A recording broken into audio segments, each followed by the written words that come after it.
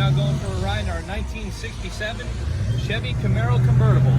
Now what's really nice about this convertible is it is an RS edition, judging from the front headlights and a few features in the interior, which we'll show in just a minute.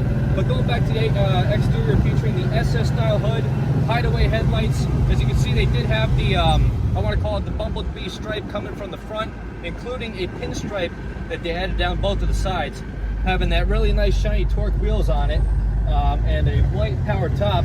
Definitely makes it a nice cruiser car for the summertime.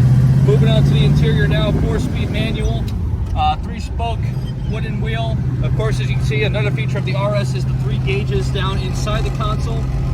Also the fact that you do have the tachometer in the actual cluster, which in fact was originally a gas gauge if you were to buy a stock style Camaro.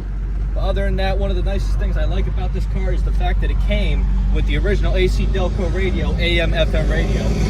Other than that, moving underneath the hood, small block Chevy, nice little engine. Of course, now we can open it up a little bit.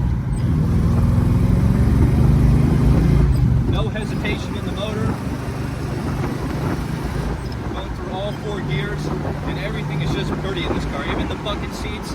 Also has the deluxe style door panels with the adjustable mirrors, so you don't have to do it outside. Really not for a purpose, but it is a nice car. And of course, being the first here of the first generation Camaro, definitely one you want to get your hands on.